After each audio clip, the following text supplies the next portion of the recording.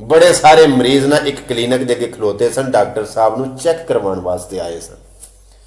उस क्लीनिक नूं इक्को ही रास्ता सी, इक्को ही दरवाजा सी, यानी कि होर कोई दरवाजा नहीं सी कि डॉक्टर साहब पिछों दी आके क्लीनिक दे विच बह जांदे। इक्को ही दरवाजा सी ते उस दरवाजे दे अगे बड़ा सारा रश सी मरीजां दा। डॉक्टर साहब जदों आए ना, रश अगे बड़ा सी ते उन्हां ओह टाई शाई लाई, पैंट बूस्ट पाई, जनाब वो शेव शूव कीती।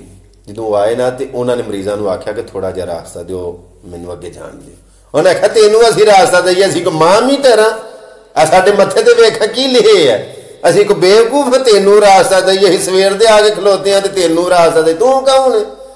उन्हें फिर मुस्कुरा के आख्या अल्लाह दे बंदे मैनू थोड़ा जहा रास्ता दिओ ताकि मैं तुहाडे वास्ते कोई ना आसानियां पैदा कर सकां। उन्हें आख्या तेनों, तू साडे पीरां दा मुंडा, तेनों राह दईए थोड़ा पिछा खलो, तेरे नाल पहलां दे आके खलोते हैं।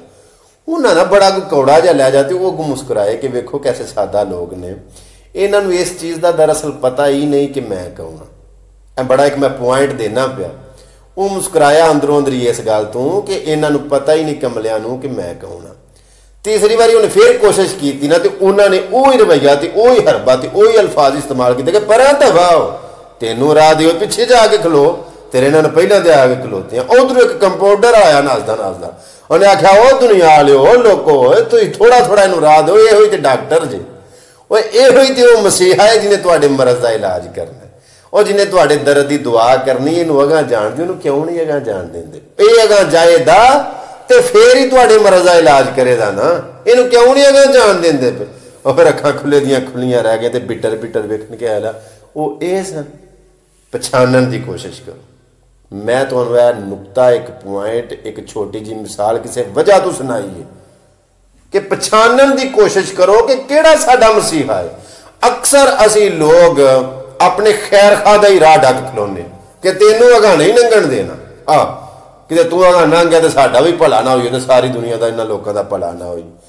कोशिश करो कि जिहड़ा बंदा तुहाडा मसीहा है, तुहाडे दर्द की दुआ करन वाला है, तुहाडा मुआलज है, तुहाडी नबज नूं समझण वाला है, तुहाडे दर्द नूं, तुहाडी तबीयत नूं समझण वाला है, उस बंदे नूं अगां जाण दिओ ताकि तुहाडे वास्ते आसानियां पैदा करे।